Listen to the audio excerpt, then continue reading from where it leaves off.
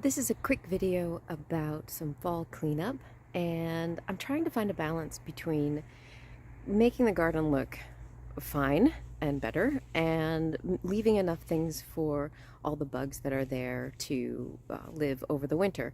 So I have sort of a plan, and I also wanted to point out something that I kind of learned from Sandra, I believe it's Nana's Worm Farm.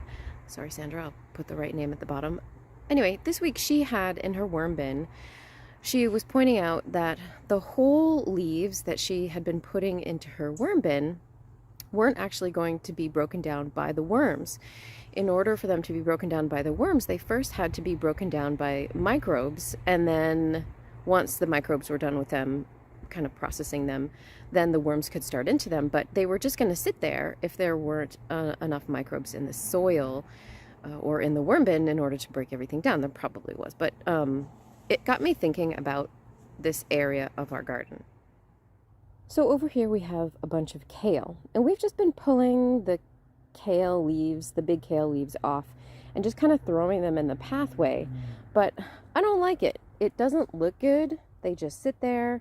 They have the dusty white mold stuff on them, so I don't think they should sit there. And I've cleaned up some already, but you can see down here there's a bunch of parsnip leaves that we had pulled off, and nothing's happening. So it's unattractive. There's too much. I can see pulling out small weeds and throwing them in the pathway. Those disappear really quickly.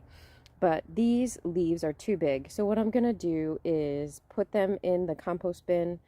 I have seen on Hugh Richards' video, he would pick all these up, chop them into small pieces, and then use them as just mulch for the beds. That's also an option, but with the white dusty stuff, I didn't want to do that necessarily. So, and also, I don't know how long the parsnips stay with the oils that would hurt your skin. So I think I'm just gonna pick everything up and do that.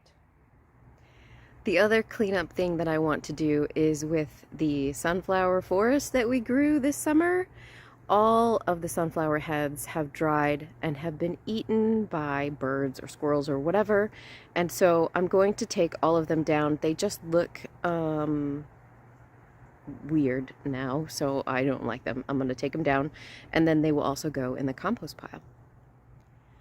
One thing I am going to do is take out all of the zinnias that we had. I'm going to try to pull the seeds off of the heads that are there, the ones that are dry, and just kind of sprinkle them around and hope they come up in the next year. And the one thing I am going to leave, of course, is the wildflower bed. Now I have cut off quite a bit, but that was just so we could get past everything.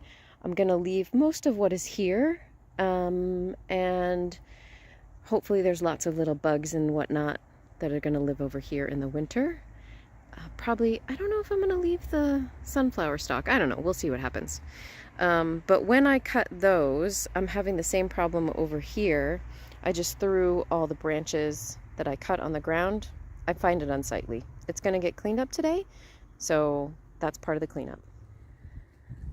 Last but not least are all the vines that we had growing on these trellises. And I just wanted to point out, I had one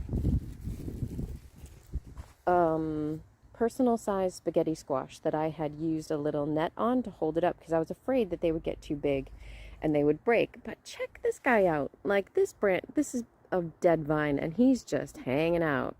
And look at that little guy, also just hanging out.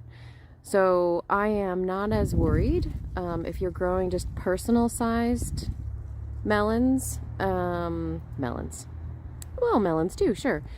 Personal sized squash, these are personal sized spaghetti squash. There's no need to support them. The vines seem to do just a fine job. I'll harvest this one today. So that's our plan for cleanup for today. We do have a couple interesting sunflowery things left, like this guy up here. He's missing half his head. Stay awesome, everybody.